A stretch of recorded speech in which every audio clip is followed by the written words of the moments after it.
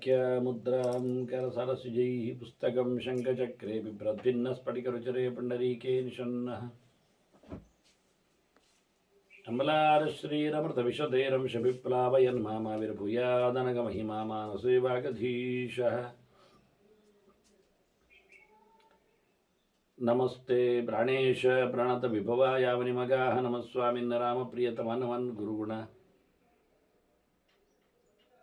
नमस्तुभ्यं भीमप्रबलतमकृष्णेष्ट भगवन् नमः श्रीमन्मध्वप्रदिश सुदर्शन्नो जय जय श्रीगुरुभ्यो नमः नारायणं सुरगुरुं जगदेकनाथं भक्तप्रियं सकललोकनमस्कृतं च त्रैगुण्यवर्जितमजं विभुमाद्यमीशं वन्दे भवग्रम् अमरासुरसिद्धवन्द्यं नारायणं नमस्कृत्य नरं चैव नरोत्तमं देवीं सरस्वतीं व्यासं ततो जयमुदीरये ವೇದವ್ಯಾಸರ ಮಹಾಭಾರತದ ಚಿಂತಕರಿಗೆ ವಂದನೆಗಳು. ಅನುಶಾಸನ ಪರ್ವದ 7ನೆಯ ಪ್ರವಚನ. ಅದಾಗಲೇ 6 ಪ್ರವಚನಗಳು ಅನುಶಾಸನ ಪರ್ವದಲ್ಲಿ ಹಿಂದೆಯೇ ನಡೆದಿದೆ, ಕೆಲವು ವರ್ಷಗಳ ಹಿಂದೆ. ಅಂದರೆ ಮಹಾಭಾರತದ ಆದಿಪರ್ವ, ಸಭಾಪರ್ವ, ವನಪರ್ವ, ವಿರಾಟ ಪರ್ವ, ಈ 4 ಪರ್ವಗಳು ಮಂಗಳೂರಿನಲ್ಲಿ ರಾಘವೇಂದ್ರಾಯರ ಪ್ರಾಯೋಜಕತ್ವದಲ್ಲಿ ನಡೆದಿತ್ತು.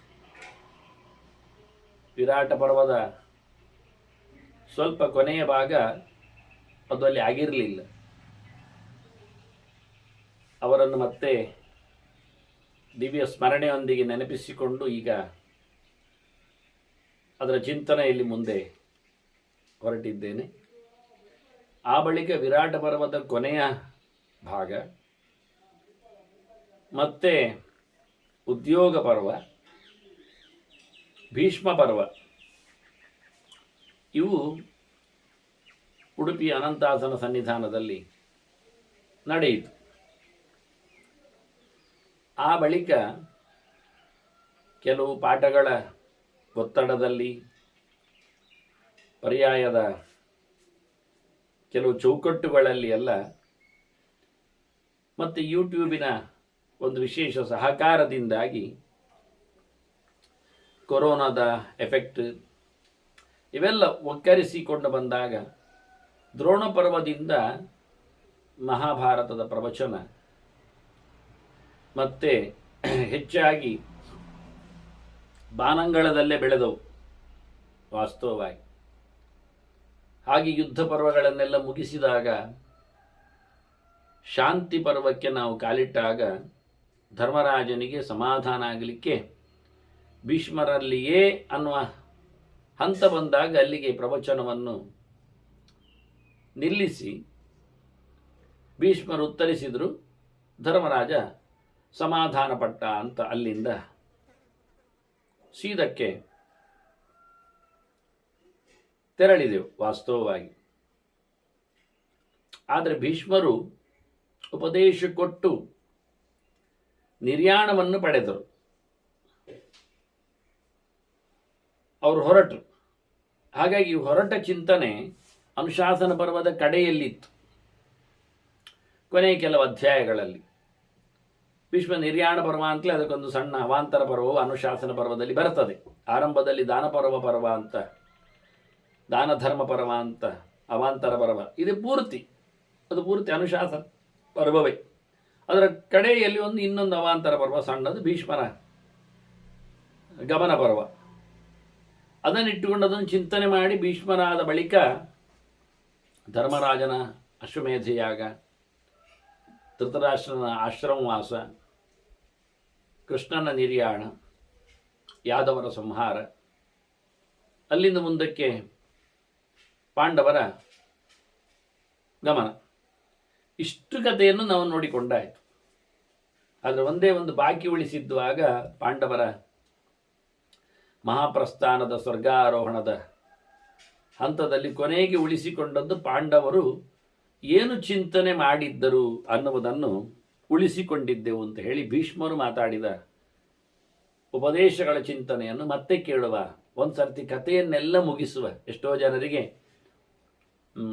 ಮಹಾಭಾರತ ಪರಿಪೂರ್ಣವಾಗಿ ಒಂದು ಕಥೆಯ ಮಾಧ್ಯಮದಲ್ಲಿ, ಯಾಕೆಂದರೆ ಎಷ್ಟೋ ತಪ್ಪು ಕಲ್ಪನೆಗಳು, ಎಷ್ಟೋ ವಿಪರೀತವಾದಂತಹ ಚಿಂತನೆಗಳು ಮಡುಗಟ್ಟಿದ್ದವು ಹಿಂದೆ ಯಾವ್ಯಾವುದೋ ಮಾಧ್ಯಮದಲ್ಲಿ ಬಂದಾಗ. ಹಾಗಾಗಿ ವೇದವ್ಯಾಸನ ಮಹಾಭಾರತದಲ್ಲಿ ಹೇಗಿದೆ ಅಂತ ಕೇಳಬೇಕಿತ್ತವರಿಗೆ, ನೋಡಬೇಕಿತ್ತವರಿಗೆ. ಹೀಗಾಗಿ ಎಷ್ಟೋ ಜನರ ಅಪೇಕ್ಷೆಯಂತೆ ಮಹಾಭಾರತದ ಕಥೆಯನ್ನು ಪೂರ್ತಿ ನಾನು ಮುಗಿಸಿ ಮತ್ತಿವರ ಸಂದೇಶದೆಡೆಗೆ,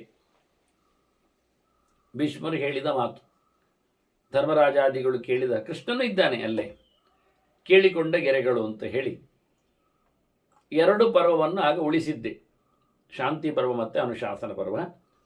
ಮಹಾಭಾರತದ ಶ್ಲೋಕದ ಸಂಗ್ರಹದ ಲೆಕ್ಕಾಚಾರದಲ್ಲಿ ನೋಡಿದರೆ 1/3 ಅಂಶದಷ್ಟು, ಅದಕ್ಕೂ ಜಾಸ್ತಿ ಹೇಳಿಕೊಳ್ಳುವುದಾಗಿದ್ದರೆ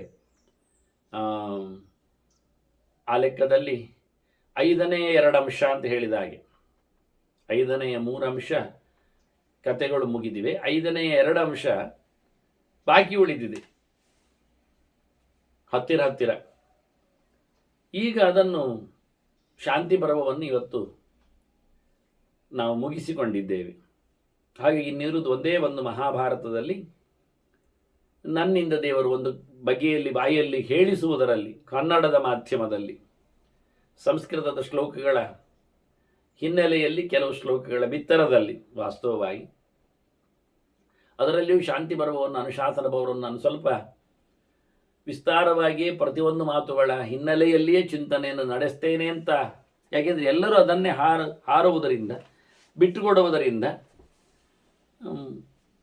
ಕೇಳುವುದು ತಪ್ಪಲ್ಲ, ಶ್ರವಣವೇ ಒಂದು ದೊಡ್ಡ ಸಾಧನೆ. ಆದ್ದರಿಂದ ಬೇರೆ ಏನಲ್ಲದಿದ್ದರೂ, ಆದ್ದರಿಂದ ಕೃಷ್ಣನೇ ಬಾಯಲ್ಲಿ ನಿಂತು ಭೀಷ್ಮರಲ್ಲಿ ಹೇಳುವುದರಿಂದ, ಕೃಷ್ಣ ಹೇಳಿದ ಆ ಗೆರೆಗಳನ್ನು ಕೇಳುವ ಅಂತ ಹೇಳಿಕೊಂಡು ಸುಮಾರಾಗಿ ಎಲ್ಲಿಯೋ 1% 2% ಬಿಟ್ಟ ಹಾಗೆ ಕಥೆಯ ಮಾಧ್ಯಮಗಳು ಬಂದಾಗ ಜಂಪ್ ಆದಾಗಿ ಬಿಟ್ಟರೆ ಮತ್ತೆಲ್ಲವೂ ಸುಮಾರಾಗಿ ಮಾತುಗಳ ಚಿಂತನೆಗೆ ಬರುವ ಹಾಗೆ ಶಾಂತಿ ಪರ್ವ ಮುಗಿದಿದೆ. ಇನ್ನೊಂದು 16,000 ಶ್ಲೋಕಗಳ ಅನುಶಾಸನ ಪರ್ವ ಇನ್ನು ಬಹಳ ಒಂದು ದೃಷ್ಟಿಯಿಂದ ಮಹಾಭಾರತದಲ್ಲಿನ 10ನೇ 1 ಅಂಶ ಇದ್ದ ಹಾಗೆ ಸುಮಾರಾಗಿ ಅದು ನಿಜವಾಗಿಯೂ ಪೂರ್ಣವಾಗಿಯೂ ಅದರ ಚಿಂತನೆಯನ್ನು ನಡೆಸಿಕೊಡಬೇಕು ಅಂತ ಈಗ ಆರಂಭದಲ್ಲಿದ್ದೇವೆ. ಎಷ್ಟೋ ಜನ ಶಾಂತಿ ಪರ್ವವನ್ನು ಕೇಳಬೇಕು ಡಿಟೇಲ್ಡ್ ಆಗಿ ಅಂತ ಹೇಳಿಕೊಂಡು ಅನೇಕ ಹಿರಿಯರು ನನ್ನಲ್ಲಿ ಕೇಳಿಕೊಂಡದ್ದಿದೆ. ಹಾಗಾಗಿ ಅವರೆಲ್ಲರ ಒಂದು ತೃಪ್ತಿಗಾಗಿ, ಅವರೊಳಗೆ ನಿಂತ ಭಗವಂತನ ಹಾರೈಕೆಗಾಗಿ ಶಾಂತಿ ಪರ್ವದ ಸಮರ್ಪಣೆಯನ್ನು ನಡೆಸಿಕೊಟ್ಟಿದ್ದೇವೆ. ಮುಖ್ಯವಾಗಿ ಇನ್ನಿರುವಂಥದ್ದು ಅನುಶಾಸನ ಒಂದು ಪರ್ವ, ಕೇಳಲೇಬೇಕಾದ ಚಿಂತನೆಗಳ ಸ್ವಲ್ಪ ಜಟಿಲವಾದ ಮತ್ತಷ್ಟೇ ಏನು ಹೇಳುವ ಬಹಳ ತೀಕ್ಷ್ಣವಾದ ಚಿಂತನೆಗಳ ಸಾಮ್ರಾಜ್ಯ ಅನುಶಾಸನ ಪರ್ವ. ಇಲ್ಲಿಯೇ ನಮಗೆ ವಿಷ್ಣು ಸಹಸ್ರ ರೂಪನಾಮ ಸ್ತೋತ್ರ ಬರುವಂಥದ್ದು. ಇನ್ನು ತಾನೇ ಹೇಳಬೇಕಾದ್ದು ಭೀಷ್ಮ ಅದನ್ನು ಧರ್ಮರಾಜನಿಗೆ, ಇನ್ನೂ ಬೇಕಾದ್ದು ಪ್ರಶ್ನೆಯಲ್ಲಿ ಇರಲಿಕ್ಕಿದೆ. ಹಾಗಾಗಿ ವಿಷ್ಣು ಸಹಸ್ರ ರೂಪನಾಮ ಸ್ತೋತ್ರವನ್ನು ಸ್ತೋತ್ರವಾಗಿ ನಾವು ಕೇಳುವುದೇನು ಅಡ್ಡಿ ಅಲ್ಲ, ಅದು ಇರುವುದು ಉಂಟು. ಅದರ ಪ್ರತಿಶಬ್ದದ ಚಿಂತನೆಯನ್ನು ನಡೆಸಿಕೊಡಬೇಕು ಅಂತ ಬಹಳ ಸಮಯದಿಂದ ಎಷ್ಟೋ ಜನ ಕೇಳಿದ್ದು ಉಂಟು. ಅದು ಎಷ್ಟರ ಮಟ್ಟಿಗೆ ದೇವರು ಅದನ್ನು ನಡೆಸಿಕೊಡ್ತಾನೆ ಗೊತ್ತಿಲ್ಲ. ಹಾಗಾಗಿ ಈ ಬಾರಿ ಅನುಶಾಸನ ಪರ್ವವನ್ನು ಆರಂಭಿಸುವಾಗಲೇ ನಾನು ಅದರ ಸಂಕಲ್ಪವನ್ನು ಹೇಳುತ್ತಾ ಇದ್ದೇನೆ. ಭಗವಂತನ 1000 ರೂಪ ಚಿಂತನೆ ಅದು ಅನುಶಾಸನ ಪರ್ವದ ಚಿಂತನೆ ಮುಗಿದ ಬಳಿಕ ಅದು ಮತ್ತೊಮ್ಮೆ ತೆಗೆದಿಟ್ಟದೀಗ. ಯಾಕೆಂದರೆ ಅದನ್ನು ಇಟ್ಟುಕೊಂಡ್ರೆ ಮತ್ತಷ್ಟು ತಡ ಆಗುತ್ತೆ ಅದು ಒಂದು ದೃಷ್ಟಿಯಿಂದ. ಹಾಗಾಗಿ ಅದನ್ನು ಮತ್ತೆ ಸಪರೇಟ್ ಆಗಿ, ಹೇಗೆ ಭಗವದ್ಗೀತೆ ಒಂದು ಸಪರೇಟ್ ಆಗಿ ಬಂದಿದೆಯೋ, ಹಿಂದೆ ಭೀಷ್ಮ ಪರ್ವದಲ್ಲಿ ಬಂದಾಗ ಅದನ್ನು ಹಾಗೆ ಹಾರಿಸಿದ್ದೆ. ಭೀಷ್ಮ ಪರ್ವದಲ್ಲಿ ಕೃಷ್ಣ ಅರ್ಜುನನಿಗೆ ಹೇಳಿದ ಮಾತುಗಳು ಭಗವದ್ಗೀತೆ ಅಂತ. ಆ 700 ಶ್ಲೋಕಗಳನ್ನು ಅಲ್ಲಿ ಹೇಳಲಿಕ್ಕೆ ಹೋಗಲಿಲ್ಲ. ಈ ಮಹಾಭಾರತದ ಸೀರೀಸಲ್ಲಿ ಭಗವದ್ಗೀತೆ ಸಿಗುವುದಿಲ್ಲ. ಭಗವದ್ಗೀತೆ ಬೇರೆ ಉಂಟು ನನ್ನದು 700 ಶ್ಲೋಕಗಳ ಚಿಂತನೆ. ಅದರಲ್ಲಿ ಎಷ್ಟೋ ಶ್ಲೋಕಗಳು ಮಧ್ಯೆಯಲ್ಲಿ ತಪ್ಪಿ ಹೋಗಿವೆ. ಅಂದರೆ ನಾನು ಹೇಳಿದ್ದೇನೆ, ಪಟ್ಟಾಭಿಯವರ ಸಂಗ್ರಹದಿಂದ ಅದು ಜಾರಿ ಹೋಗಿದೆ. ಮತ್ತೊಮ್ಮೆ ಅದನ್ನು ಹುಡುಕಿ ಹೇಳುತ್ತೇನೆ. ಬಾಕಿದ್ದರ ಶ್ಲೋಕಗಳು ಮತ್ತೆ ಅದರಲ್ಲಿ ತುಂಬಿಸ್ತೇನೆ. ಎಷ್ಟೋ ಜನ ಬಾಕಿ ಶ್ಲೋಕಗಳ ಪಟ್ಟಿಯನ್ನು ಕೊಟ್ಟಿದ್ದಾರೆ, ನನ್ನ ಕೈಯಲ್ಲಿ ಇತ್ತು ನೋಡಿದ್ದೇನೆ. ಅದರಲ್ಲಿ ಒಂದೋ ಎರಡೋ ಮೂರೋ ಸಿಕ್ಕಿಸಿದ್ದೆ ಮತ್ತೆ ನಾನು ಅದನ್ನು ಹೇಳಿಕೊಂಡು. ಹೀಗೆ ಇನ್ನು ಒಂದು ಉಳಿದ ಕೆಲವನ್ನೆಲ್ಲ ಸಿಕ್ಕಿಸುವ ಕೆಲಸ ಮಾಡುವ. ಅದೇನು 8-10 ಶ್ಲೋಕಗಳಲ್ಲೇ ಅಲ್ಲ, ಎಷ್ಟೋ ಇನ್ನೂ ಹೆಚ್ಚು 10-60 ಶ್ಲೋಕಗಳು ಬಿಟ್ಟು ಹೋಗಿವೆ. ಅದನ್ನು ಒಂದು ದೃಷ್ಟಿಯಿಂದ 10ನೇ ಒಂದು ಅಂಶವೇ ಬಿಟ್ಟು ಹೋಗಿದೆ, ಅದನ್ನು ಹೇಳಲಿಕ್ಕುಂಟು. ಹೀಗಾಗಿ ಈ ಬಾರಿ ಮತ್ತೆ ಭಗವಂತನ 1000 ರೂಪಗಳನ್ನು ಚಿಂತನೆ ಮಾಡಿದ 107 ಶ್ಲೋಕಗಳು, ಅದನ್ನು ನಾನು ಅನುಶಾಸನ ಪರ್ವದ ಚಿಂತನೆಯ ಬಳಿಕ ಹೇಳಲು ಪ್ರಯತ್ನಿಸ್ತೇನೆ ಅಂತ ಮತ್ತೆ ಹೇಳಿಕೊಂಡು, ಹೀಗಾಗಿ ನೇರವಾಗಿ ಅನುಶಾಸನ ಪರ್ವದ ಕತೆಗೆ, ಮಾತುಕತೆಗೆ, ಭೀಷ್ಮರು ಹೇಳಿದ ಮುಂದುವರಿಕೆಯ ಭಾಗಕ್ಕೆ ವೇದವ್ಯಾಸರ ಬಹಳ ದೊಡ್ಡದಾದ ಪರ್ವ ಚಿಂತನೆಗೆ ನಾವು ಅಣಿಯಾಗುವ. ಇದು ಮತ್ತೆ ಎಲ್ಲ ಸಹೃದಯರಿಗೆ, ಚಿಂತನಾಶೀಲರಿಗೆ ಮಹಾಭಾರತ ಇದನ್ನು ಮುಗಿಸಿಕೊಟ್ರೆ ಮಹಾಭಾರತ ಸಂಪೂರ್ಣವಾದ ಒಂದು ಚಿಂತನೆಯನ್ನು ಮಾಡಿಕೊಂಡಾಗೆ ಅಲ್ಲ. ಬಾಕಿ ಉಳಿದದು ವಿಷ್ಣು ಸಹಸ್ರನಾಮ ಎನ್ನುವುದು, ಅದು ವಿಷ್ಣು ಸಹಸ್ರನಾಮ ಎಲ್ಲ ಕಡೆ ಎಲ್ಲರಿಗೂ ಸಾಮಾನ್ಯವಾಗಿ ಅರ್ಥಕ್ಕೆ ಅಲ್ಲದಿದ್ದರೂ ಶಬ್ದಕ್ಕೆ ಸಿಕ್ಕಿದ್ದೇ, ಆದ್ದರಿಂದ ಅದೊಂದು ದೊಡ್ಡ ಸಂಗತಿ ಆಗಲಿಕ್ಕಿಲ್ಲ. ಅದನ್ನು ಮುಗಿಸಿದಾಗ ನಿಜವಾಗಿಯೂ ಆರ್ಥಿಕವಾಗಿ, ಅಂದರೆ ಭಗವದ್ಗೀತೆಯನ್ನು ನಾನು ಪ್ರತ್ಯೇಕವಾಗಿ ಬೇರೆ ಘಟಕವಾಗಿ ಹೇಳಿಕೊಂಡಿದ್ದೇನೆ, ಇದರ ಒಟ್ಟಿಗೆ ಮತ್ತೊಮ್ಮೆ ಹೇಳಲಿಕ್ಕೆ ಹೋಗಲಿಲ್ಲ ಇತ್ತಲ್ಲ ಅಂತೇಳಿ. ಹಾಗಾಗಿ ವಿಷ್ಣು ಸಹಸ್ರನಾಮದ ಬಗ್ಗೆಯೂ ನಾನು ಬೃಹತಿಯನ್ನು ಸುಮಾರಾಗಿ ಹೇಳಿದ್ದೆ, ಆದರೆ ಅದು ಕಳೆದು ಹೋಗಿದೆ, ಬ್ರಾಡ್ಕಾಸ್ಟ್ ಮಾಡಲಿಕ್ಕೆ ಆಗಿರಲಿಲ್ಲ. ಆಗಿತ್ತು, ಅದು ಹಾರ್ಡ್ ಡ್ರೈವಲ್ಲೇ ಕುಸಿದು ಹೋಗಿತ್ತು, ಅದು ಯಾಕೋ. ಆದ್ದರಿಂದ ಮಗದೊಮ್ಮೆ ನಾನು ಭಗವಂತನ 1000 ರೂಪನಾಮಗಳ ಚಿಂತನೆಯನ್ನು ಮಾಡುತ್ತೇನೆ, ಮಾಡಬೇಕೆನ್ನುವ ಆಸೆ ಇದೆ, ಅದು ದೇವರು ನಡೆಸಿಕೊಡಬೇಕು. ಹೀಗೆ ಮಹಾಭಾರತದ ಒಂದು ಸಮಗ್ರವಾದ ಪಿಕ್ಚರ್ ಚಿಂತನೆ ಕನ್ನಡದಲ್ಲಿ ಇವತ್ತಿನ ಕಾಲದಲ್ಲಿ ಒಂದೇ ಕಡೆಯಲ್ಲಿ ಒಬ್ಬನಿಂದಲೇ ಸಿಕ್ಕಿದ ಹಾಗೆ ಆಗುತ್ತೆ. ಎಲ್ಲರ ಆಸೆಗೆ, ಎಲ್ಲರ ಆರೈಕೆಗೆ ಮತ್ತೊಮ್ಮೆ ಅಭಿನಂದನೆಗಳನ್ನು ಸಲ್ಲಿಸುತ್ತಾ, ಅನುಶಾಸನ ಪರ್ವ ಅದರಲ್ಲಿ 6 ಪ್ರವಚನಗಳು, ಅನುಶಾಸನ ಪರ್ವಕ್ಕೆ ಸಂಬಂಧಪಟ್ಟಂತೆ 6 ಪ್ರವಚನಗಳು ಸಂತಿವೆ. ಅಂದರೆ ಅದು ಕೊನೆಯ ಭಾಗಕ್ಕೆ, ಅನುಶಾಸನ ಪರ್ವದ ಎಂಡ್ ಪೋರ್ಷನ್, ಭೀಷ್ಮನ ನಿರ್ಯಾಣದ ಬಗ್ಗೆ ಪ್ರವಚನ ಮುಗಿಯಿತು, ಮುಂದೇನಾಯಿತು ಅಂತ ಹೇಳಲಿಕ್ಕೆ ಅನುಶಾಸನ ಪರ್ವದಲ್ಲೇ ಅದು ಇರಲಿಕ್ಕೆ ಹೋಗಿ ಅದನ್ನು ಹೇಳಿದ್ದೇನೆ. ಆದರೆ ಪ್ರವಚನ ಆರಂಭದ್ದನ್ನು ಯಾವುದನ್ನು ಮುಟ್ಟಿಲ್ಲ. ಆದ್ದರಿಂದ ಅನುಶಾಸನ ಪರ್ವ ಈಗ ಆರಂಭ, ಶಾಂತಿ ಪರ್ವದ ಕಡೆಯಾಗಿದೆ, ಶಾಂತಿ ಪರ್ವ ಮುಗಿದಿದೆ. ಒಂದು ದೃಷ್ಟಿಯಿಂದ ಧರ್ಮರಾಜನಿಗೆ ಶಾಂತಿ ಸಮಾಧಾನ ಆಗಬೇಕು ಅನ್ನೋ ನೆಲೆಯಲ್ಲಿ ಮಾತಾಡಿದ ಭೀಷ್ಮರ ಗೆರೆಗಳಾದ್ದರಿಂದ ಅದಕ್ಕೆ ಶಾಂತಿ ಪರ್ವ ಅಂತ ಹೆಸರಿಟ್ಟರು. ಕೊನೆಗೂ ಧರ್ಮರಾಜನಿಗೆ ಏನಾಯಿತು ಅನ್ನುವುದನ್ನು ನಮಗೆ ಹೇಳಬೇಕು. ಪಾಂಡವರ ಚರಿತ್ರೆಯನ್ನು ಕೇಳುತ್ತಿರುವವನು ಜನಮೇಜಯ ಸರ್ಪಸತ್ರದಲ್ಲಿ, ಅಲ್ಲಿ ಹೇಳುತ್ತಾ ಇದ್ದವರು ವೇದವ್ಯಾಸರ ಶಿಷ್ಯರು ವೈಶಂಪಾಯನರು, ಚತುರ್ಮುಖ ಬ್ರಹ್ಮನ ವಿಶೇಷವಾದ ಸನ್ನಿಧಾನಕ್ಕೆ ಪಾತ್ರರಾದವರು ಒಂದು ಕಾಲದಲ್ಲಿ. ಇವರು ಹೇಳಿಕೊಟ್ಟ ಈ ಚರಿತೆಯನ್ನು ತದ್ವತ್ತಾಗಿ ಮತ್ತೆ ಅದನ್ನು ಬಿತ್ತರಿಸಿದವನು ಉಗ್ರಶ್ರವಸ್ಸು ಸೂತ, ರೋಮಹರ್ಷನ ಮಗ, ರೋಮಹರ್ಷನ ವೇದವ್ಯಾಸರ ಮಗ. ಅವನು ನೈಮಿಷಾರಣ್ಯದಲ್ಲಿ ಶೌನಕರಿಗೆ 16,000 ವಿದ್ಯಾರ್ಥಿಗಳಿಗೆ ಇತ್ತೀಚೆಗೆ ತಾನೇ ಅದನ್ನು ಉಣಬಡಿಸಿದ್ದು. ಹಾಗಾಗಿ ನಮಗೆ ಸಿಗತಕ್ಕಂಥ ಮಹಾಭಾರತ ಅದು. ಸೂತ ಶೌನಕ ಸಂವಾದ ರೂಪವಾದಂತಹ 1,00,000 ಶ್ಲೋಕದ ಮಹಾಭಾರತ. ಅವರು ಸೂತರು ಸಹ ತಾನು ತಿಳ್ಕೊಂಡು ಬಂದದ್ದು ವೈಶಂಪಾಯನರು ಹೇಳಿ ಅಂತ. ಹಾಗಾಗಿ ವೈಶಂಪಾಯನ ನಮ್ಮ ಹತ್ರ ಹೇಳ್ತಾರೆ, ಮತ್ತೆ ಪುನಃ ಧರ್ಮರಾಜನಿಗೆ ಶಾಂತಿ ಆಗಲಿಲ್ಲ ಅಂತ ಶುರು ಮಾಡಿದರು. ಶಾಂತಿ ಪರ್ವ ಮುಗಿಯಿತು, ಆದರೆ ಧರ್ಮರಾಜನಿಗೆ ಶಾಂತಿ ಆಗಲಿಲ್ಲ, ಸಮಾಧಾನ ಆಗಲಿಲ್ಲ. ಮತ್ತೆ ನಮಿಸಿ ಅಜ್ಜನಿಗೆ ಕೇಳ್ತಾರೆ, ಅಂದರೆ ಇದು ಇನ್ನೊಂದು ದಿನ ಅಂತ ಗೊತ್ತಾಗುತ್ತೆ. ಮತ್ತೆ ನಮಿಸಿ ಕೇಳುವುದನ್ನು ಹೇಳಿಕೊಂಡಾಗ ಶಾಂತಿ ಪರ್ವ ಮುಗಿದು ಮತ್ತೆ ಮರುದಿನ ಬಂದಾಗ ಧರ್ಮರಾಜ ಮತ್ತೊಮ್ಮೆ ಹೇಳಿದ್ದೇನು ಕೇಳಿದೆ ಅವನು, ಇದಕ್ಕೆ ಇನ್ನೊಂದು ಪರ್ವ ಮಾಡಲಿಕ್ಕೆ ಕಾರಣ, ಪ್ರತಿನಿತ್ಯವೂ ಬಂದವನು ಪ್ರಶ್ನೆ ಕೇಳುತ್ತಾನೆ, ಪ್ರತಿನಿತ್ಯವೂ ಮುಂದುವರಿತದೆ ಭೀಷ್ಮರಿಂದ ಚಿಂತನೆ. ಬೆಳಿಗ್ಗೆ ಬಂದರೆ ಸಂಜೆವರೆಗೂ ಪ್ರವಚನವೇ, ಪಾಠವೇ, ಚಿಂತನೆ, ಮತ್ತೆ ಅವರು ಹೋಗುವುದು.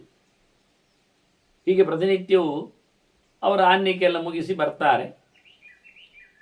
ಮತ್ತು ಯಾವ ದಿನದಲ್ಲಿಯೂ ನಡುವೆ ಅಲ್ಲಿಯೇ ಊಟೋಪಹಾರಗಳ ಕತೆ ಮಹಾಭಾರತದಲ್ಲಿ ಸೂಚನೆಯಲ್ಲಿಯೂ ಇಲ್ಲ. ಅಲ್ಲೇ ಮಧ್ಯಾಹ್ನ ಎಲ್ಲರಿಗೂ ಸಹ ಒಂದಿಷ್ಟು ಗಜ್ಜರಿ ಮತ್ತು ಇನ್ನೇನೋ ಎಲ್ಲ ಹಾಕಿಕೊಂಡದ್ದು, ಅಥವಾ ಇನ್ನೇನು ಯಾವುದೋ ಪಲಾವ್ ಅಂತಲೂ, ಕೂಸಂಬರಿ ಅಂತೂ, ಪಾನಕ ಅಂತಲೂ, ಇನ್ನು ಹಣ್ಣು ಸ್ವೀಟು ಅಂತೂ ಯಾವುದೇ ಶಬ್ದಗಳಲ್ಲಿ ಬರುವುದಿಲ್ಲ. ಪಾನೀಯದ ವ್ಯವಸ್ಥೆಯ ಬಗ್ಗೆಯೂ ಮಾತು ಬರುವುದಿಲ್ಲ.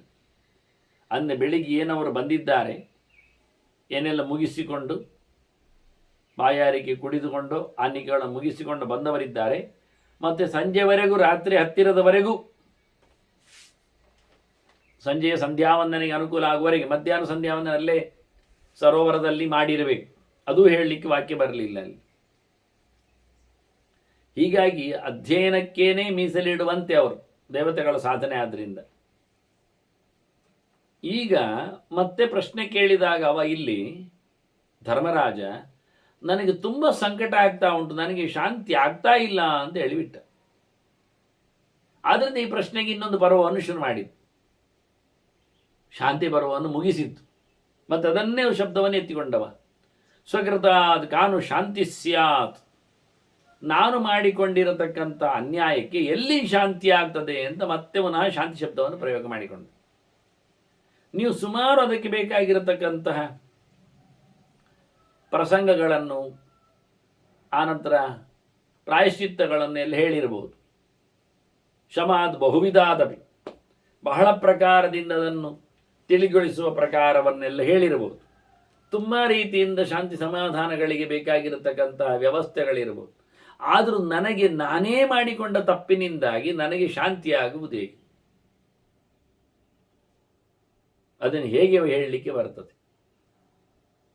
ನನಗಾಗಿ ಎಲ್ಲರೂ ಸಾಯಲಿಲ್ವ? ಮತ್ಕೃತೆ ನಿಧನಂ ಪ್ರಾಪ್ತ,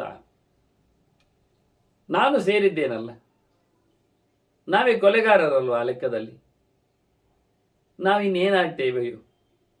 ಮಾಡಿದ್ದಕ್ಕೆ ಖಂಡಿತವಾಗಿಯೂ ನೀವು ಹೇಳಬಹುದು ಪ್ರಾಯಶ್ಚಿತ್ತ, ಅದು ಮಾಡಿ ಇದು ಮಾಡಿ ಮಾಡಿದ್ದೀರಲ್ಲ, ಹಾಗಲ್ಲ. ಏನು ಮಾಡಿಕೊಂಡ್ರು ಪ್ರಾಯಶ್ಚಿತ್ತ ಮಾಡ್ತೇವೆ ಹೌದಾದರೂ ಮಾಡಿದ ತಪ್ಪಿಗೆ ಉಂಟಲ್ಲ ಅನುಭವಕ್ಕೆ ಪಡೀಲಿಕ್ಕೆ, ಅದೆಲ್ಲಿ ಹೋಗ್ತದೆ? ಅದನ್ನು ಪ್ರಾಪ್ಸ್ಯಾಮಹ ಕಾಂ ಗತಿಂ ಅಂದ್ರಪ್ಪ, ನಾವು ಎಂಥ ಗತಿಯನ್ನು ಪಡಿತೇವೆ ಹೇಳಿ? ನಮ್ಮ ದುರ್ಗತಿಯ ಕಥೆಯನ್ನು, ನಮ್ಮ ಅವಸ್ಥೆ ಎಂದದ್ದು ನೋಡಿ. ನಿಮ್ಮ ಕತೆ ನೋಡಿ, ಈಗಲೂ ನೋಡಿ, ಭೀಷ್ಮರನ್ನು ತೋರಿಸಿ ಹೇಳ್ತಾನೆ, ಇಮಾಂ ಅವಸ್ಥಾಂ ಸಂಪ್ರಾಪ್ತಂ ಯದಸೌ ತ್ವಾಂ ನ ಪಶ್ಯಸಿ. ಈಗ ದುರ್ಯೋಧನ ನೋಡ್ತಾನೆ ನಿಮ್ಮ ಅವಸ್ಥೆಯನ್ನು, ಮೈಕೆಯೆಲ್ಲ ಹರಿದು ಹೋದಿಕೊಂಡು ಬಿದ್ದಿರತಕ್ಕಂಥ ಕತೆ, ಬಿದ್ದಲ್ಲೇ ಮಾತಾಡುವ ಬಗೆ ನೋಡಿ. ಭೀಷ್ಮನೇನ ತಿಂತಾರ, ಕುಡಿತಾರ? ಹಾಗಾಗಿ ಇವರೆಂತ ತಿಂದು ಕುಡಿದು ಬರ್ತಾರೆ ಕೇಳುದ?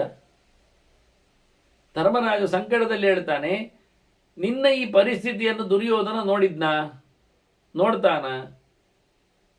ಸತ್ತು ಹೋಗಿಯೇ ಹೋದವ, ನೋಡ್ಲಿಕ್ಕೆ ಯಾರಿಗೆ ಸಂಕಟ? ನಮಗೆ. ಅವ ಸತ್ತೋದವ, ಮುಗಿದೋಯ್ತವನ ಕತೆ ಆ ಲೆಕ್ಕಾಚಾರದಲ್ಲಿ. ಉಳಿದವರೇ ನಾವೇ ದುಷ್ಟರೀಗ, ನೋಡುವ ಕೆಲಸ ನಮಗೆ ಬಂದಿದೆ. ಅವನ ಆ ಲೆಕ್ಕದಲ್ಲಿ ಒಳ್ಳೆಯವಾಗ್ತದೆ. ನಿಮ್ಮಂತಹ ವ್ಯಕ್ತಿಗಳ ಸಂಕಟವನ್ನು ನೋಡುವ ದೌರ್ಭಾಗ್ಯ ಅವನಿಗಿಲ್ಲ, ನಮಗುಂಟು. ಆದರೆ ಇದರಲ್ಲಿ ನಾನು ಕೇಳಿಕೊಳ್ಳುವುದಾದರೆ ಸಾವೇ ಶ್ರೇಷ್ಠ ಅಂತ ಹೇಳಬೇಕು, ನಾನು ಮರಣವೇ ಒಳ್ಳೆಯದು ಹೇಳಬೇಕು. ನಾವು ಉಳಿದುಕೊಂಡವರೇ ಹಾಳು ಜನರು, ಪಾಪಿಗಳು. ಹೋಗಲಿ ಭೀಷ್ಮರೇ, ಅನ್ಯಸ್ಮಿನ್ನಬಿ ಲೋಕೆ ವೈ ಯಥಾ ಮುಚ್ಚೇಮ ಕಿಲ್ಬಿಷ. ಮುಂದಿನ ಜನ್ಮದಲ್ಲಿ ಆದರೂ, ಮುಂದಿನ ಬದುಕಿನಲ್ಲಿ ಆದರೂ, ನಮಗೆ ಬೇರೆ ಲೋಕದಲ್ಲಿ ಆದರೂ ಏನಾದರೂ ಇದರಿಂದ ಬಿಡುಗಡೆ ಉಂಟ ಹೇಳಿ? ಈ ಪಾಪದಿಂದ, ಈ ತಪ್ಪಿನಿಂದ, ಈ ಅನ್ಯಾಯದಿಂದ, ಈ ಘನಘೋರವಾದ ಹತ್ಯೆಯಿಂದ ನಮಗೆ ಜನ್ಮಾಂತರದಲ್ಲಿ ಆದರೂ ಇದರಿಂದ ಏನಾದರೂ ಬಿಡುಗಡೆ, ಮೋಕ್ಷ, ಮುಕ್ತಿ ಆಗ್ತದ? ತಥಾ ಪ್ರಸಾದಿಮ ರಾಜನ್, ಹಾಗೆ ನನಗೆ ಪಾಠ ಮಾಡಿ, ಹಾಗೆ ಹೇಳಿ. ಇಲ್ಲಿ ನಮಗೆ ಖಂಡಿತವಾಗಿ ಏನು ಇಲ್ಲ. ಇದು ನಮ್ಮದು ಅತ್ಯಂತ ಗೋಳುಪ್ರದವಾದಂಥ ಬದುಕು. ನಿಮ್ಮಂತಹ ಧೀರರ, ವೀರರ ಕಷ್ಟಕರವಾದಂಥ ಸನ್ನಿವೇಶವನ್ನು ನೋಡಿಕೊಂಡು ದಿನ ಹತಾಶವಾಗುವ ಬಗೆಯ ಭಾಗ್ಯ ನಮ್ಮದಾಗಿದೆ. ಜನ್ಮಾಂತರದಲ್ಲಿ ಆದರೂ ಮಾಡಿಕೊಂಡದ್ದಕ್ಕೆ ಏನಾದರೂ ಪಾಪ ದೂರವಾಗತಕ್ಕಂತಹ ಬದುಕಿಗೆ ಮಾರ್ಗ ಇದೆಯಾ ಹೇಳಿ? ಅದನ್ನಾದರೂ ಚೆನ್ನಾಗಿ ತಿಳಿಸಿ, ನನಗೆ ಹೇಳಿಕೊಡಿ. ಮಮಚೇ ದಿಚ್ಚಸಿ ಪ್ರಿಯ, ಭಾಳ ಗೋಳಾಡಿಕೊಳ್ತಾನೆ. ನನ್ನ ಮೇಲೆ ನಿಮಗೆ ಒಂದೊಮ್ಮೆ ಒಳ್ಳೆಯದಾಗಲಿ ಅನ್ನತಕ್ಕಂಥ ಹಾರ್ದವಾದ ಭಾವ ಇದ್ದಲ್ಲಿ ನನಗೆ ಒಳ್ಳೆಯ ರೀತಿಯಿಂದ ನೀವು ಟ್ರೈನಿಂಗ್ ಕೊಡಿ.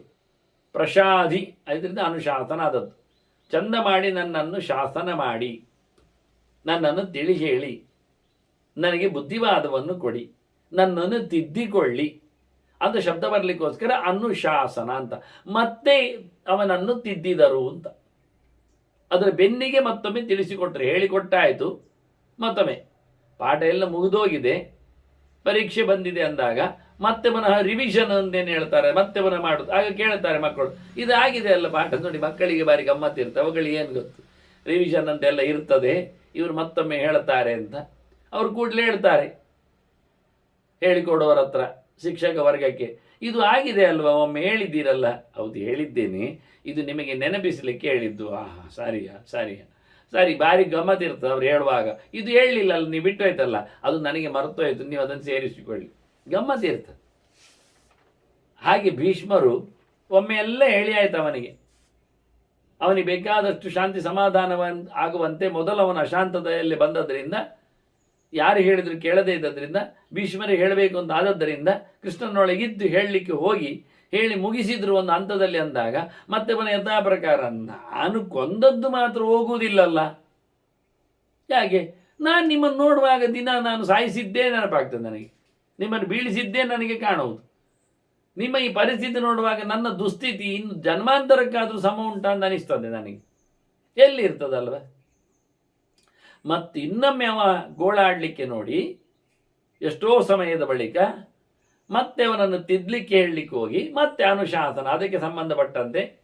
ಮತ್ತೆ ಅಂದರೆ ಅನುಸರಿಸಿ ಯಾವುದನ್ನು, ದೇವರ ಚಿಂತನೆಯನ್ನು ಅನುಸರಿಸಿ ಎನ್ನುವುದು ಸತ್ಯವೇ, ಶಾಸ್ತ್ರವನ್ನು ಅನುಸರಿಸಿ ಎನ್ನುವುದು ಅಷ್ಟೇ ಗಟ್ಟಿ, ಯುಕ್ತಿಯನ್ನು ಅನುಸರಿಸಿ ಎನ್ನುವುದು ಸಹಜವೇ.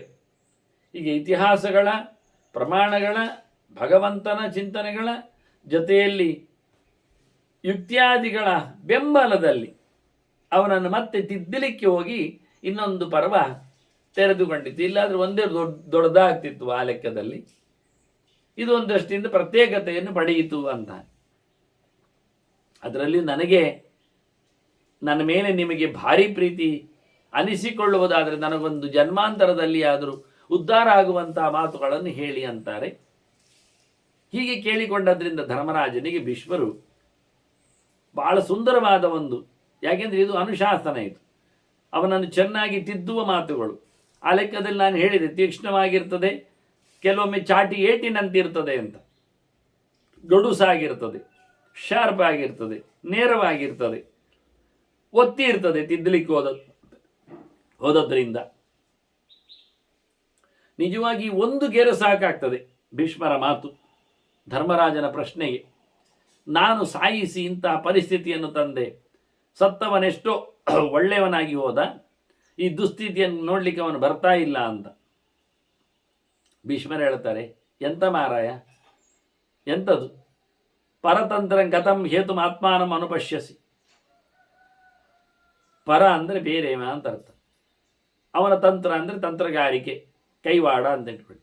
ಬೇರೆಯವನ ಕೈವಾಡದಲ್ಲಿ, ಬೇರೆಯವನ ಕೈಚಳಕದಲ್ಲಿ, ಬೇರೆಯವನ ಪಿತೂರಿಯಲ್ಲಿ ಬೇರೆಯವನು ಸೇರಿಕೊಂಡಾಗ ನೀನು ನಿನ್ನನ್ನೇ ಕಾರಣ ಅಂತ ಯಾಕೆ ಹೇಳ್ತೀಯಾ? ದೊಡ್ಡ ಕ್ವಶನ್ ಇದು. ಇಡೀ ಕರ್ಮತಂತ್ರದ ಮೇಲೆ ಹಾಕಿದ ಒಂದು ದೊಡ್ಡದಾದಂಥ ವಿಶ್ಲೇಷಣೆಯ ಮಾತಿದು. ಪರತಂತ್ರಂ ಕಥಂ ಹೇತುಂ ಆತ್ಮಾನಂ ಅನುಪಶ್ಯಸಿ. ಮತ್ತೆ ಮತ್ತೆ ನಿನ್ನನ್ನೇ ಅಲ್ಲಿ ನೋಡ್ತಾ ಇದೆಯಲ್ಲ, ಅಂದರೆ ಹಾಗೆ ಮತ್ತೆ ಮತ್ತೆ ಅಂತ ಅರ್ಥ. ಬೇರೆಯವರು ಸೇರಿಕೊಂಡಲ್ಲಿ ನಿನ್ನನ್ನೇ ಕಾರಣವನ್ನಾಗಿ ಮತ್ತೆ ಮತ್ತೆ ನೀನು ಯಾಕೆ ಗುರುತಿಸ್ತೀಯಾ? ಇದು ವಿಷಯ. ಇದು ನೇರವಾದಂತಹ ಒಂದು ಚಿಂತನೆ. ಬೇರೊಬ್ಬರ ಅಂತ ಹೇಳಿದ್ದೆ ಅಲ್ಲಿ ಪರತಂತ್ರ ಅಂದರೆ, ಪರತಂತ್ರಕ್ಕೆ ಇನ್ನೊಂದು ಅರ್ಥ, ನೀನಲ್ಲದೆ ಇತರರ ಅಂತ ಅರ್ಥ ಆಯ್ತಲ್ಲ.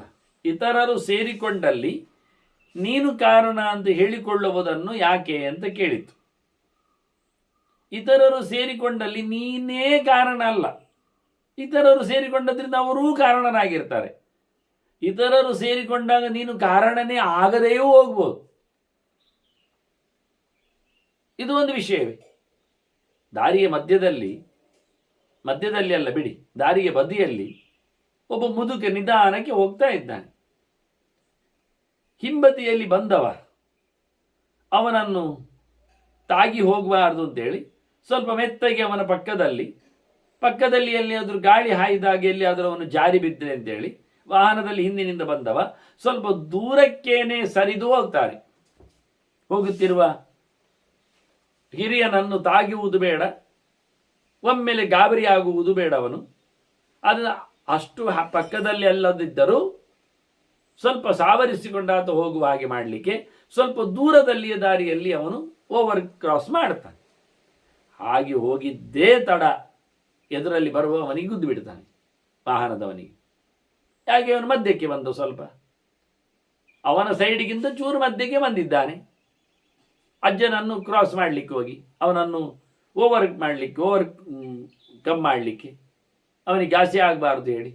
ಈಗೇನಾಯಿತು? ಯಾರು ಕಾರಣ? ಈಗ ಮುದುಕಾಳುವುದಾ?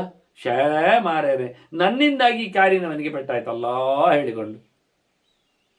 ಅದು ಕಾರಿನವರು ಹೇಳುದ ಈ ಮುದುಕನಿಂದ ಮಾರೇ ನಾನು ಗುದ್ದಲ್ಪಟ್ಟದ್ದು, ನನಗೆ ಗುದ್ದಿದ್ದು ಅಂತ. ಇದು ಯಾರು ಕಾರಣ? ಎದುರು ನಾವು ಹೇಳ್ತಾನೆ, ನೀನು ನನ್ನನ್ನು ನೋಡಿ ಬರುವುದಿಲ್ಲ, ಗುದ್ದದ್ದು ಯಾಕೆ ಅಂತ. ಅದು ಅಜ್ಜ ಕಾರಣ. ಅಜ್ಜನೂ ಕಾರಣ ಇರುವಾಗ, ನಾನೊಬ್ಬನೇ ಕಾರಣ ಅಂತ ಹೇಳುವಾಗಿಲ್ಲ. ಇವನೇ ಕಾರಣ ಆಗಿರುವಾಗ ಅಜ್ಜನನ್ನು ಕಾರಣ ಮಾಡಲಿಕ್ಕೂ ಆಗುವುದಿಲ್ಲ. ಇಲ್ಲಿ ಯಾರು ಕಾರಣ ಹೊಡೆದಾಡಿಕೊಳ್ಳಿಕ್ಕೆ? ಹೀಗೊಂದು ಪ್ರಶ್ನೆ ಕೇಳಿಬಿಟ್ಟವ. ನಿನ್ನೊಬ್ಬನನ್ನೇ ನೀನು ಬಲಿಯಾಗಿಸುವುದು ಕಷ್ಟ. ಈ ಪ್ರಕಾರವಾಗಿ ನಿನ್ನನ್ನು ಹೊಡೆದುರುಳಿಸಿ ಕಾಣುವ ಕತೆ ನನಗಾಯ್ತಲ್ಲ ಅಂತ ಧರ್ಮರಾಜ ಹೇಳುವಾಗ ಭೀಷ್ಮರು ಕೇಳ್ತಾರೆ, ಈ ಪ್ರಕಾರವಾಗಿ ಹೊಡೆದುರುಳಿಸಿದ್ದು ನೀನಾ ನನ್ನನ್ನು? ಭೀಷ್ಮರು ಹೇಳ್ತಾ ಇದ್ರಲ್ಲ, ಅರ್ಜುನ ಸೀಮೆ ಬಾಣ ನೇಮೆ ಬಾಣ ಶಿಖಂಡಿನಃ ಅಂತ. ಇದು ಶಿಖಂಡಿದ್ದಲ್ಲ, ಇದು ಅರ್ಜುನನ ಬಾಣ, ನನ್ನ ಮೈ ಸೀಳಿದ್ದು ಅಂತ. ಹೀಗೆಂತ ಮಾಡುವ? ಅರ್ಜುನನು ಸೇರಿರುವಾಗ ನೀನು ಮಾತ್ರ ಘಾಸಿ ಮಾಡಿದ್ದು ಹೇಳುದ? ಶಿಖಂಡಿಯು ಸೇರಿರುವಾಗ ನೀವು ಪಾಂಡವರು ಮಾಡಿದ್ದು ಅಂತ ಹೇಳುದ? ನೋಡಿ, ಭೀಷ್ಮರಿಗೆ ತನ್ನ ಸಾವಿನ ಹಿನ್ನೆಲೆಯಲ್ಲಿ ಅವರೇ ಹೇಳಿಕೊಟ್ಟದ್ದು, ನಾನು ಸ್ತ್ರೀ ಪೂರ್ವನಾದಲ್ಲಿ ಹೋರಾಡುವುದಿಲ್ಲ. ಯಾರವನು ಸ್ತ್ರೀ ಪೂರ್ವ? ಒಂದು ಉದ್ದ ಕಥೆ ಹೇಳಿಬಿಟ್ರು ಅವರು. ಅಂಬಾ ಪ್ರಕರಣವನ್ನು ಪೂರ ತೆರೆದಿಟ್ರು. ಹೀಗೊಂದು ಕಾಶಿರಾಜನ ಮಗಳಂದಿರನ್ನು ನಾನು ತರಲು ಹೋಗಿ ಅಂಬೆ ಒಬ್ಬಳು ನಾನಲ್ಲ ಅಂತ ಹೇಳಿ ಕೊನೆಗೆ ಅವಳಿಗೆ ಸಾಲವನ್ನು ದಕ್ಕದೆ ನನ್ನನ್ನೇ ಟಾರ್ಗೆಟ್ ಮಾಡಿ ಆಕೆ ಪರಶುರಾಮನಿಂದ ಹೋರಾಡಿಸಿ ಕೊನೆಗೆ ತಾನು ತಪಸ್ಸುಗೈದು ದೇಹ ತೊರೆದು ಜನ್ಮಾಂತರದಲ್ಲಿ ಆದರೂ ಭೀಷ್ಮರನ್ನು ಮುಗಿಸ್ತೇನೆ ಅಂತ ಹಠ ಮಾಡಿ ದ್ರುಪದನಲ್ಲಿ ಶಿಖಂಡಿಯಾಗಿ ಹುಟ್ಟಿ ಅವಳಿಗೆ ಕೊಟ್ಟ ಮಾಲೆಯನ್ನು ದ್ರುಪದ ದೇಶಕ್ಕೆ ಎಸೆದು ಹಾಕಿ ಹೋಗಿ ಅಲ್ಲಿ ಹುಟ್ಟಿ ಬಂದು ನಾನು ನೋಡ್ತಾ ಇದ್ದೇನೆ, ನನಗಾಗದ ಹುಡುಗಿ ದ್ರುಪದನಲ್ಲಿ ಹುಟ್ಟಿದ್ದಾಳೆ ಅಂತ. ಅಲ್ಲಿಯೂ ಮತ್ತೆ ಕಲಿತು ಮತ್ತೆ ಪುನಃ ಗಂಡುತನದಲ್ಲಿ ನೆಲೆಗೊಂಡು ಹೆಣ್ಣಾಗಿ ಹುಟ್ಟಿದವಳು ಗಂಡಾಗಿ ನನ್ನ ಮೇಲೆ ಹೋರಾಟವನ್ನು ಸಾಧಿಸಿದ್ದಾಳೆ. ಆದ್ರಿಂದ ಬಹಳ ಚಂದವಾಗಿ ಭೀಷ್ಮ ಹೇಳ್ತಾನೆ, ಪರತಂತ್ರಂ ಹಿ ಪರತಂತ್ರಂ ಕಥಂ ಹೇತುಂ ಆತ್ಮಾನಂ ಅನುಪಶ್ಯಸಿ. ನನಗೆ ಹೊಡೆದದ್ದು, ನನ್ನನ್ನು ಬೀಳಿಸಿದ್ದು, ನಾನು ಸಾಯುವಂತೆ ಮಾಡಲಿಕ್ಕೆ ಹೊರಟದ್ದು ನನ್ನ ಹಳೆಯ ಕತೆ. ಅದು ಶಿಖಂಡಿಯ ಕತೆ. ಪರ ಅಂದರೆ ಶಿಖಂಡಿಯ, ನನ್ನ ನೇರ ಶತ್ರುವ, ನನ್ನ ಸಾಯಲಿಸ್ಗೆ ಬಂದಿರತಕ್ಕ ಅಂಬೆ ಆಕೆ.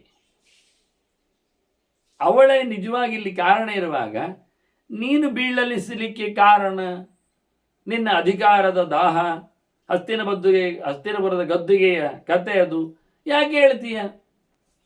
ಭೀಷ್ಮನಿಗೂ ಇದಕ್ಕೂ ಸಂಬಂಧ ಇಲ್ಲ. ಭೀಷ್ಮನಿಗೂ ಆ ಗಂಗೆಗೂ ಸಂಬಂಧ, ಗಂಗೆಯಲ್ಲ ಅಂಬೆಗೆ ಸಂಬಂಧ. ಇದು ಗಲಾಟೆ. ಇದು ಭೀಷ್ಮ ಹೇಳೋ ಅದಕ್ಕೆ ಹೇಳಿದ ಈ ಗೆರೆ ಎಷ್ಟು ಚೆನ್ನಾಗಿದೆ ನೋಡಿ. ನಾವೆಲ್ಲ ಕಡೆಯಲ್ಲಿಯೂ ಹಾಗೆ ಎಲ್ಲಿಯೂ ಆಗಿರತಕ್ಕ ಸನ್ನಿವೇಶಗಳಿಗೆ ನಾವು ನಮ್ಮನ್ನೇ ಅಲ್ಲಿ ಸಿಕ್ಕಿಸಿಕೊಳ್ಳಿಸ್ತೇವೆ. ಭೀಷ್ಮರು ಹೇಳ್ತಾರೆ ಅದಲ್ಲಪ್ಪ, ಮತ್ತೆ ನಿಮಗೆ ಹಸ್ತಿನಪುರದ ಗದ್ದುಗೆ ಬೇಕು ಅಂತ ನೀವು ಕಾಲು ಕೆದಕಿ ಯುದ್ಧಕ್ಕೆ ಹೋದದ್ದ?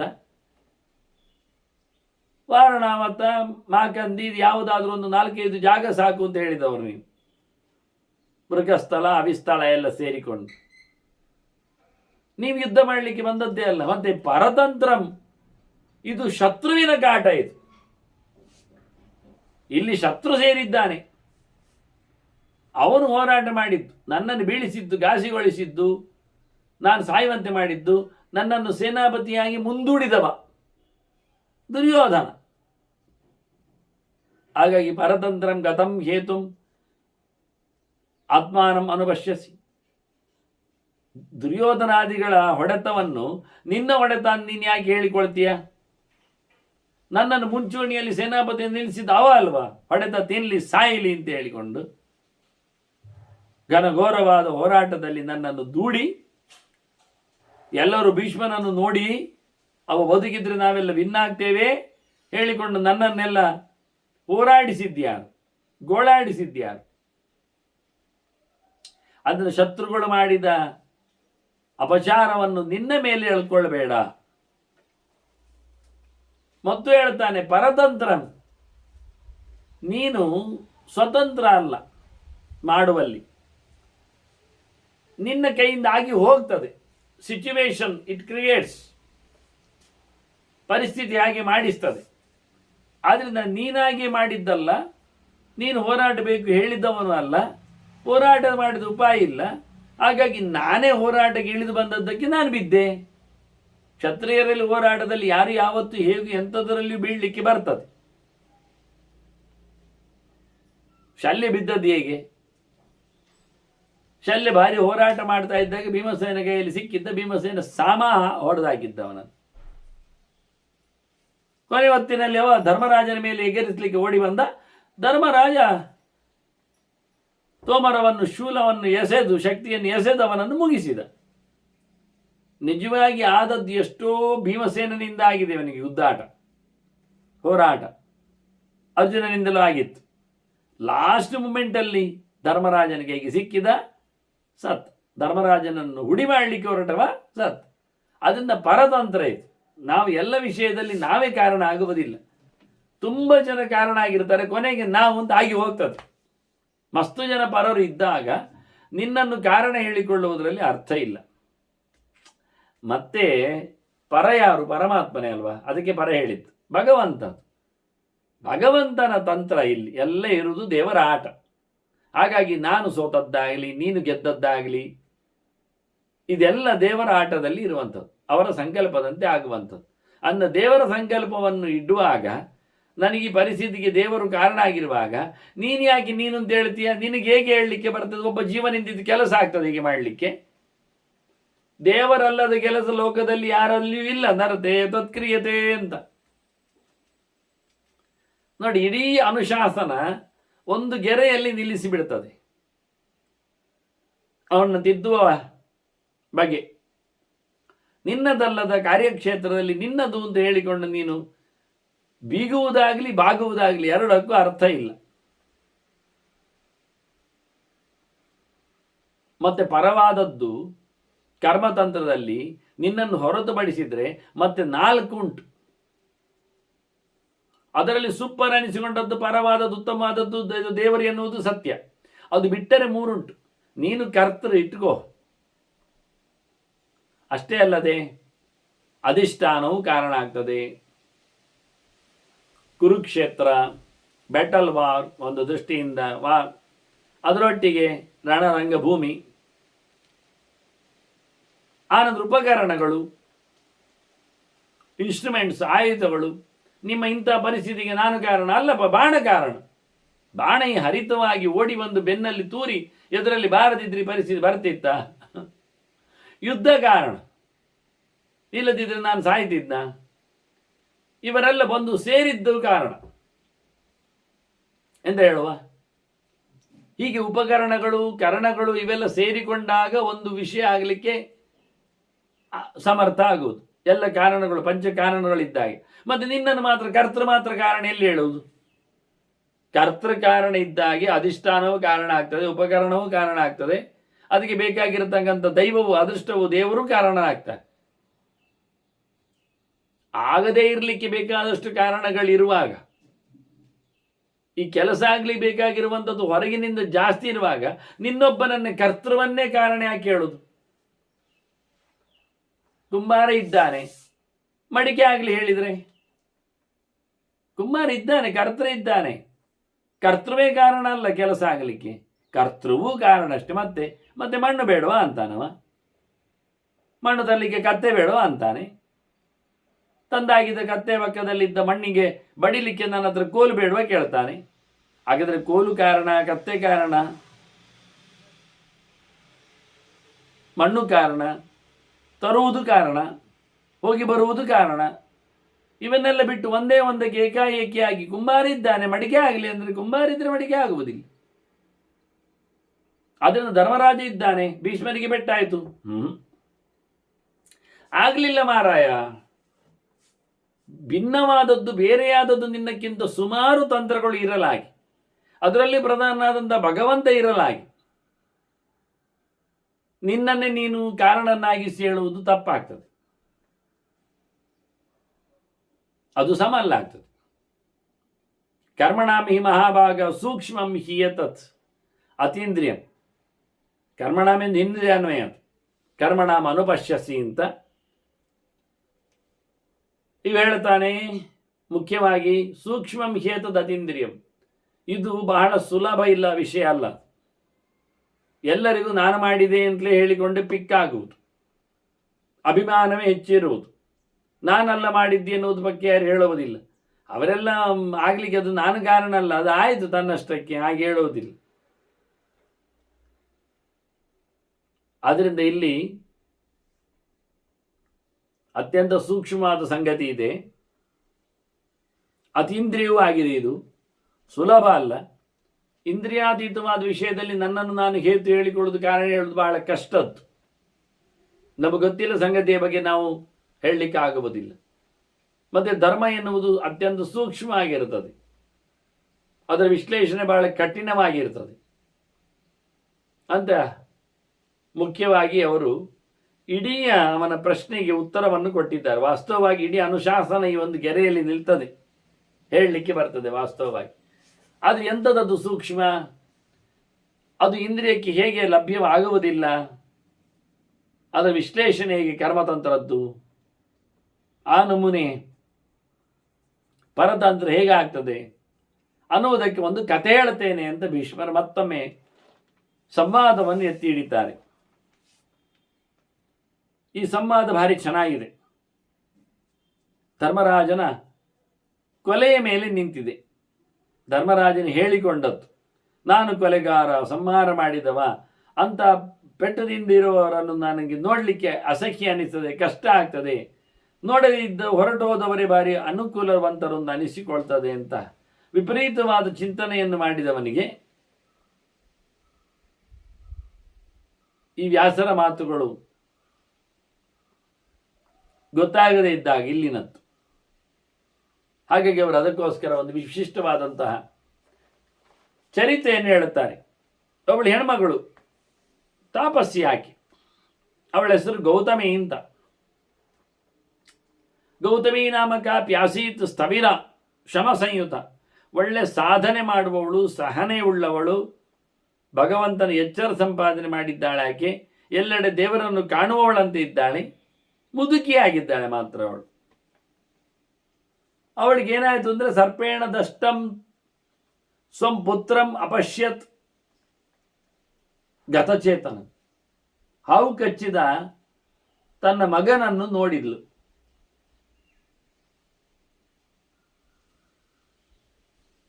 ಅವನು ಉಸಿರು ನಿಲ್ಲಿಸಿದ್ದಾನೆ, ಸತ್ತೋಗಿದ್ದಾನೆ. ಅವಳ ಮಗ ಹಾವು ಕಚ್ಚಿ ಸತ್ತಿದ್ದಾನೆ. ಆಗ ಅಲ್ಲಿದ್ದ ಒಬ್ಬ ಬೇಡ, ಅವನ ಹೆಸರು ಅರ್ಜುನಕ ಅಂತ, ಅರ್ಜುನ. ಆತ ಅದನ್ನು ಹಗ್ಗದಲ್ಲಿ ಕಟ್ಟಿಕೊಂಡು ಬಂದ ಹಾವನ್ನು ಒಂದು ಕೇಳ್ತಾನೆ ಗೌತಮಿ ಹತ್ರ, ನಾನಿದನ್ನು ಸಾಯಿಸಿ ಬಿಡುತ್ತೇನೆ, ಆದರೆ ನಿನ್ನ ಹತ್ರ ಕೇಳುತ್ತೇನೆ ಹೇಗೆ ಸಾಯಿಸುವುದು ಅಂತ. ಅಗ್ನೌ ಪ್ರಕ್ಷಿಪಮಾವಿವ ಅಗ್ನೌ ಪ್ರಕ್ಷಿಪತಾಮೀಶಃ ಅಥವಾ ಛಿದ್ಯತಾಂ ಖಂಡಶೋಪಿವ, ಇದನ್ನು ಬೆಂಕಿಯಾಗಿ ಸುಟ್ಟು ಬಿಡ್ಲಾ ಅಥವಾ ಕತ್ತರಿಸಿ ಹಾಕಲಿ ತುಂಡು ತುಂಡು ಮಾಡಿ.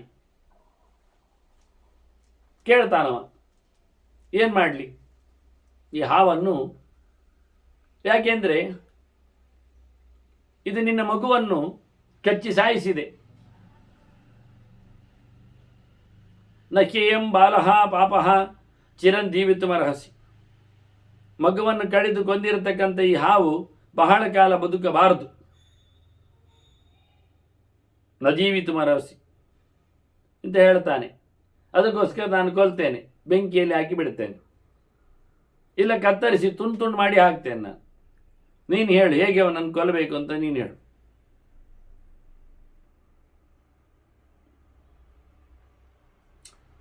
ಅದಕ್ಕೆ ಗೌತಮಿ ಕೇಳ್ತಾರೆ ಬೇಡನ ಹತ್ರ, ಅಲ್ಲಯ್ಯ ಅದನ್ನು ನೀನು ಕಟ್ಟಿ ಹಾಕೋ ಬಂದಿಯಲ್ಲ, ಅದಕ್ಕೆ ನೋವು ಆಗ್ತಾ ಉಂಟು, ಸಂಕಟ ಆಗ್ತಾ ಉಂಟು. ವಿಸೃಜೇನಂ ಅಬುದ್ಧಿಸ್ತ್ವಂ, ನಿನಗೆ ಮಂಡೆ ಸಮ ಇಲ್ಲ, ನಿನಗೆ ಬುದ್ಧಿ ಇಲ್ಲ, ನೀನು ಬೇಡ ಹಾಗೆ ಮಾಡಬೇಡ, ಕಟ್ಟಿಯಾಗಿ ತರಬೇಡ ಹಾವನ್ನು, ಬಿಟ್ಟಾಗದನ್ನು ಕೊಲ್ಲೋದು ಬಿಡು.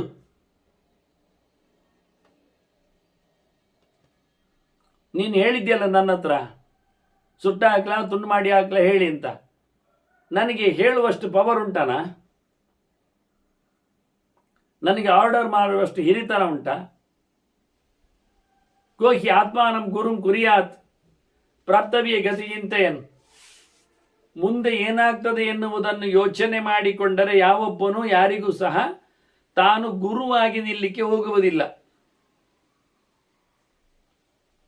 ಯಾರಿಗಾದ್ರೊಬ್ಬರಿಗೆ ಲೀಡರ್ ಆಗಲಿಕ್ಕೆ, ಗುರು ಆಗಲಿಕ್ಕೆ ಬಯಕೆ ಬರುವುದಿಲ್ಲ. ಯಾಕೆ ಕೇಳಿದರೆ, ಆಗುವ ಬರುವ ತೊಂದರೆಯನ್ನು ಆತ ರಿಸೀವ್ ಮಾಡಲಿಕ್ಕೆ ಸಿದ್ಧನಾಗಿರಬೇಕೆನ್ನುವ ಹಿನ್ನೆಲೆಯಲ್ಲಿ. ಇನ್ನೊಂದು ಮಾತು ಹೇಳಿದ್ದ ವಿದುರ, ಸಭೆಗೆ ಬರಬೇಡಿ ಅಂತ. ಒಳ್ಳೆ ಮಾತದು. ಆ ದೃಷ್ಟಿಯಿಂದ ಕರೆದ್ರೂ ಹೋಗ್ಲಿಕ್ಕಿಲ್ಲ ಅನಿಸ್ತದೆ ಅವ ಹೇಳುವ ರೀತಿ ನೋಡಿದರೆ. ಸಭಾನ್ನ ಪ್ರವಿಶೇತ್ ಪ್ರಾಜ್ಞ, ಒಳ್ಳೆಯದಾಗಿ ತಿಳಿದುಕೊಂಡವ ಬುದ್ಧಿ ಉಳ್ಳವ ಸಭೆಗೆ ಹೋಗಬಾರದು. ಯಾಕೆಂದರೆ ಸಭ್ಯದೋಷ ಮನುಸ್ಮರನ್, ಸಭೆಯಲ್ಲಿ ಕೆಲವು ದೋಷಗಳು ಅಂತ ಇರ್ತವೆ. ಆ ದೋಷಗಳನ್ನೆಲ್ಲ ಇಣಿಕಿ ನೋಡಬೇಕು ಅವನು. ಹೇಗೆ ಕೇಳಿದರೆ, ಅಲ್ಲಿ ಏನಾದರೂ ಸಭೆಯಲ್ಲಿ ವಿಷಯಗಳು ಮಂಡನೆ ಆದರೆ, ಆ ವಿಷಯಗಳು ಶಾಸ್ತ್ರಕ್ಕೆ ವಿರುದ್ಧವಾಗಿದ್ದರೆ ಅದನ್ನು ಹೋದವ ಅದನ್ನು ವಿರುದ್ಧ ಅಂತ ಖಂಡನೆ ಮಾಡಬೇಕು ಅವನು. ಸಮ ಇಲ್ಲ ಅದು ಹೇಳಿದ್ದು ಅಂತ. ಅಂದ್ರೆ ಏನಾಯ್ತು, ಅವನಿಗೆ ಗೊತ್ತಿರಬೇಕು ಅಂತ ಆಯ್ತು ವಿಷಯ.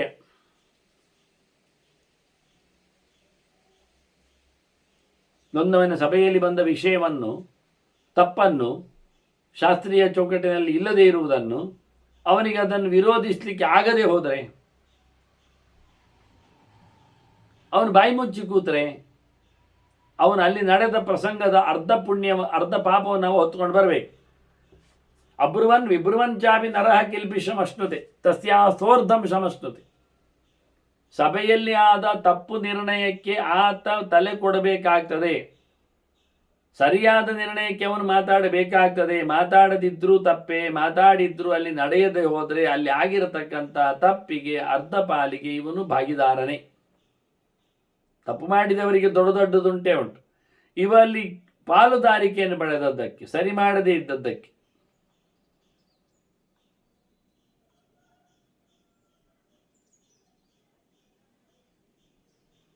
ಹೀಗೆ ಯಾವನೊಬ್ಬನು ಲೀಡರ್ಶಿಪ್ ಅನ್ನು ತಗೊಳ್ಳುವುದಿಲ್ಲ. ಮಾತು ಹೇಳಲಿಕ್ಕೆ ಹೋದರೆ ತಪ್ಪಾದ್ರೆ ಇಲ್ಲ, ಮುಂದೆ ಬರತಕ್ಕಂಥ ಪಾಪಕ್ಕೆ ಹೆದರಿಕೊಂಡೆ, ತಪ್ಪಾಗುವುದನ್ನು ನೋಡಿಕೊಂಡೆ ಎಷ್ಟೋ ಜನ ತನ್ನನ್ನು ತಾನು ಉಪದೇಶಕನನ್ನಾಗಿ ಹೇಳಲಿಕ್ಕೆ ಹೊರಟವನನ್ನು ಹೇಳುವುದೇ ಅಲ್ಲ, ಎಲ್ಲ ತಪ್ಪೇ ಹೇಳುವುದು. ಸಮಯ ಇಲ್ಲ ಆದರೆ ಹಾಗೆ ಮಾಡಿಕೊಂಡು ಜನ ಹೋದರೆ ಇಡೀ ಸಾಮರ್ಥ್ಯಕ್ಕೆ ಅವನಿಗೆ ಪೆಟ್ಟು ಬೀಳೋದಿಲ್ವಾ? ಅದನ್ನು ಈ ಕೇಳ್ತಾಳೆ, ಕೋಹ್ಯಾತ್ಮಾನಂ ಗುರುಂ ಕುರಿಯಾತ್ ಪ್ರಾಪ್ತವಿಯೇ ಗತಿ ಚಿಂತೆಯನ್. ಮುಂದೆ ಬರತಕ್ಕಂಥ ಗತಿಯನ್ನು ಯೋಚನೆ ಮಾಡಿದರೆ, ಒಳ್ಳೆ ಗತಿಯಲ್ಲ, ಮುಂದೆ ಏನಾಗ್ತದೆ ಎಂದು ಗತಿಯೋ ಸದ್ಗತಿಯೋ ದುರ್ಗತಿಯೋ ಒಂದು ಯೋಚನೆ ಮಾಡಲಿಕ್ಕೆ ಹೋದರೆ, ನಾನು ಈ ಹಾವನ್ನು ಕೊಲ್ಲುವ ಮೂಲಕ, ಕೊಲ್ಲು ಅಂತ ಹೇಳುವ ಮೂಲಕ ನಾನು ಪಾಪಿಯಾಗಬಲ್ಲೆ, ನನಗೆ ಇನ್ನೊಂದು ಜನ್ಮವನ್ನು ಪಡೆಯುವಲ್ಲಿ ಇನ್ನೊಂದು ಲೋಕಕ್ಕೆ ಹೋಗುವಲ್ಲಿ ಅನುಕೂಲ ಆಗಲಿಕ್ಕಿಲ್ಲ. ಸಾಮಾನ್ಯವಾಗಿ ಧರ್ಮಚಿಂತನೆಯಲ್ಲಿ ಹಗುರಾದವರು ಅವರು ತೇಲಿ ಬಿಡ್ತಾರೆ. ಪ್ಲವಂತೆ ಧರ್ಮ ಲಘವಃ, ದೋಣಿಯಂತೆ. ದೋಣಿ ನೋಡಿ ಹಗುರವಾಗಿ ಉಂಟು, ನೀರಿನಲ್ಲಿ ತೇಲಿ ಪಾಸಾಗಿ ಹೋಗ್ತದೆ. ಅದೇ ಆಯುಧಗಳು, ಕಬ್ಬಿಣದ್ದು ಪಾತ್ರೆ ಮುಂತಾದವುಗಳು ನೀರಿನಲ್ಲಿ ಹಾಕಿದರೆ ಮುಳುಗಿ ಹೋಗ್ತದೆ, ಹಾಗೆ ಭಾರ ಇದೆ. ಆದ್ದರಿಂದ ಪಾಪ ಭಾರರಾದವರು ಮುಳುಗ್ತಾರೆ, ಧರ್ಮ ಹಗುರರಾದವರು ಮೇಲಕ್ಕೆ ತೇಳುತ್ತಾರೆ.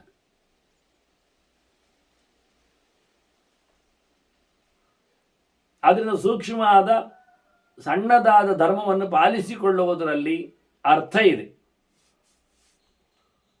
ಇದು ಮುಖ್ಯ ಆಗಬೇಕಾದ್ದು ವಾಸ್ತವವಾಗಿ. ಪ್ಲವಂತೆ ಧರ್ಮ ಲಘವ, ಮತ್ತೆ ಮಜ್ಜಂತಿ ಪಾಪ ಗುರವ. ಅನ್ಯಾಯ ಮಾಡಿದವರು ಹೆಚ್ಚು ಭಾರರಾಗಿರ್ತಾರೆ, ನೀರಲ್ಲಿ ಮುಳುಗಿ ಹೋಗ್ತಾರೆ. ಧರ್ಮವನ್ನು ನಡೆಸಿಕೊಟ್ರೆ ಅವರು ತೇಲಿ ಬಿಡುತ್ತಾರೆ. ನಾನೀಗ ಧರ್ಮವನ್ನು ನಡೆಸಿದರೆ ನಾನು ಭಾರ ಆಗ್ತೇನೆ, ಸಾಯಿಸಲಿಕ್ಕೆ ಹೋಗಿ ಪಾಪ ಮಾಡಿದರೆ ನಾನು ಮುಳುಗಿ ಹೋಗ್ತೇನೆ.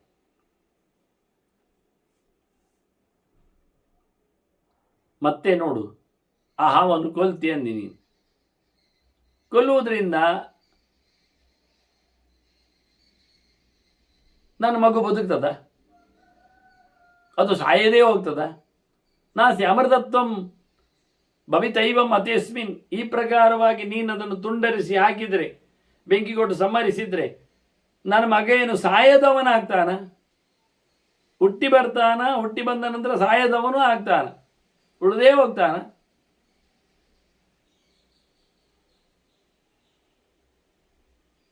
ಈ ಹಾವಾದರೂ ಬದುಕಿದ್ರೆ ನಿನಗೇನಪ್ಪ ಸಂಕಟ? ಜೀವತ್ಯಸ್ಮಿನ್ ಕಾಪ್ಯೇಯ ಅಥವಾ ಕೋಪ್ಯೇಯ ಸ್ಯಾದಯಂತೆ. ನಿನಗೆ ಈ ಹಾವು ಸತ್ತರೆ ಎಂತ ಅಲ್ಲ, ಹಾವು ಬದುಕಿದರೆ ನಿನಗೆಂತ ನಾಶ ಉಂಟು? ಈ ಹಾವು ಬದುಕಿದ್ದರೆ ನನ್ನ ಮಗು ಸತ್ತಿದೆ ಎನ್ನುವುದರಿಂದ ನನ್ನ ಮಗು ಏನು ಬದುಕಿ ಬರುವುದಿಲ್ಲ. ಈ ಹಾವು ಬದುಕಿದ್ದರೆ ನಿನಗೆಂಥದ್ದು ನಾಶ ಆಗ್ತದೆ, ನಷ್ಟ ಆಗ್ತದೆ? ನಿನ್ನದೆಂಥದ್ದು ಸತ್ತಿತ್ತು, ನಿನ್ನದೆಂಥದ್ದು ಕಳ್ಕೊಳ್ತಿ? ಈ ಹಾವಿನಿಂದಾಗಿ ನನ್ನ ಮಗು ಸತ್ತಿದೆ, ನಿನ್ನ ಮಗ ಎಂತ ಆಯ್ತು? ನೀನೆಂತ ಕಳ್ಕೊಳ್ತಿ? ಈ ಹಾವು ಬದುಕಿದ್ದರಿಂದ ಲೆಕ್ಕ ಹಾಕು. ಬದುಕಿರಲಿ, ಆದರೆ ಬದುಕಿದ್ದರಿಂದಾದರೂ ಹಾನಿ ಇದ್ದರೆ ವಿಷಯ ಬೇರೆ, ಸತ್ತರೇನಾದರೂ ಲಾಭ ಆಗುವುದು ಬೇರೆ. ಎರಡೂ ಇಲ್ಲ, ಏನೂ ಅಲ್ಲ. ಸತ್ತರೆ ನನ್ನ ಮಗ ಬದುಕುವುದಿಲ್ಲ, ಅದು ಜೀವ ಇದ್ದರೆ ನಿನಗೇನು ಹಾನಿ ಇರುವುದಿಲ್ಲ. ಇನ್ನು ಯಾರಾದರೂ ನನ್ನ ಈ ತೊಡೆಯಲ್ಲಿ ಬಿದ್ದ ಮಗುವನ್ನು ಬದುಕಿಸಿಕೊಟ್ಟು ಸಾವಿನ ದವಡೆಯಿಂದ ಪಾರಾಗಿಸುವಂತೆ ಮಾಡುವ ಯಾರಾದರೂ ಸಾಯದವನು ಸಿಗ್ತಾನ ನಮಗೆ? ಅಸ್ಯೋತ್ಸಂಗೆ ಪ್ರಾಣ ಮುಕ್ತಸ್ಯ ಜಂತೋಹೋ. ವಾಸ್ತವವಾಗಿ ಅದನ್ನು ಮತ್ತೆ ಜೀವಗೊಳಿಸುವಲ್ಲಿ